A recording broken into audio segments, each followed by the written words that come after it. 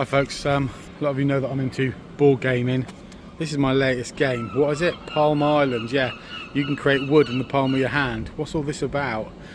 It's a game, it's a straightforward card game, 17 cards. It's a bit like Catan, if any of you guys have ever played Catan. And what you can do is, you basically don't need a table, you don't need a board, you don't need anything. You can just get on and play. And you can play anywhere, so I've decided today to play in Bath, which is a city in Somerset, which for me is up north. And playing Palm Island is you play through 8 rounds, and you have to. It's a resource management game and a kind of developing trading posts or trading outlets, and also facilities to give you victory points. So I'll give you a review of the game offline when I'm sat somewhere I can actually do a proper video, and then I'll give you my my conclusion, a roundup, in a little while. And I'm going to do that somewhere else in a town that I call Bath. But first of all, I want to show you my favourite street in the world, because this game is cheap, yeah, and everyone knows that I like to save a few bob. So here we are at 2 Cheap Street. Let's get on, and I'll give you the review in a little while in Bath. So of course folks, any of you that know anything about Bath know that it's famed for this Bath stone, and everything here is built this way. And basically, if you've got a home here, you can't change anything, it's got to look the same because it's all listed. And all the new build, the new shopping centres, everything, they're all the same. All comes back from Roman times. That's what this was all based upon, the Roman spa, the hot springs coming out of the ground. That's what Bath's famous for. Let me get you back to my board game, carry on with this review. It's called the Crescent, folks. The Crescent, I think they call it. The architecture here, look at the detail. This isn't Linden Homes, is it, folks?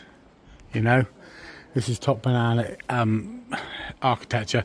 And of course, you got that kind of Rome and that kind of imperialistic feel from the columns coming down there. And then all using this Bath stone, which everything is.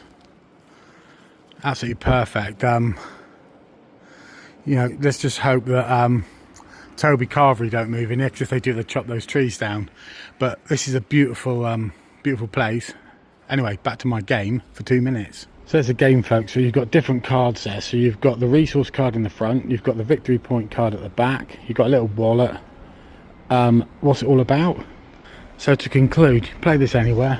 Resource generation, resource building, resource management. You can flip the way the cards come through. So what you're trying to do as well, because you can maneuver the order of which the cards come through to a limited extent, is keep like cards separate and then try and plan ahead. And what happens is, there's only 17 cards. This is like nothing. How can you play a 17 card game? It'll be over in 2 ticks.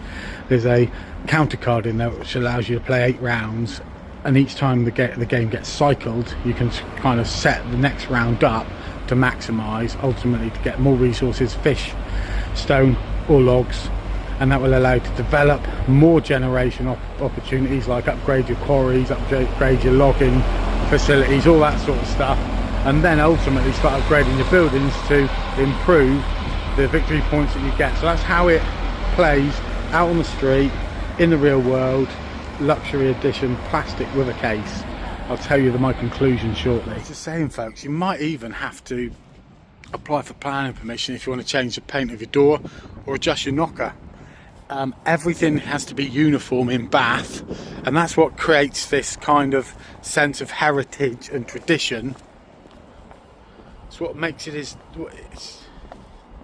what makes it what it is today, which is what it was yesterday and will be tomorrow. Remember, folks, tomorrow is yesterday's today.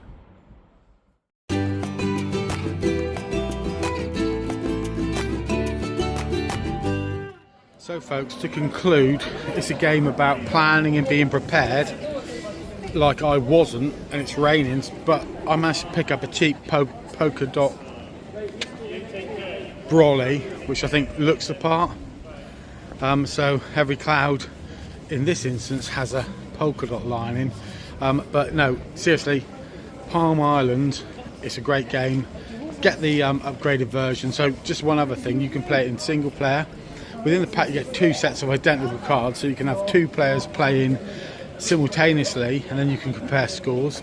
You've also got quests included within the game which allow you to unlock certain things and achieve certain goals in the game, which gives a bit of variety. And finally, you can play 2-player cooperative, where you have to hit certain requirements and combine to do that. So one of you might be, for example, making wood while the other one's getting fish.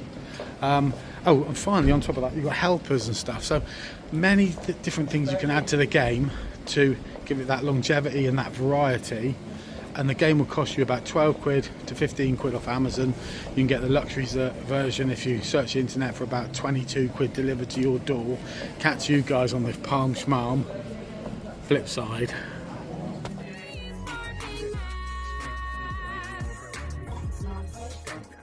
I couldn't have said it better myself.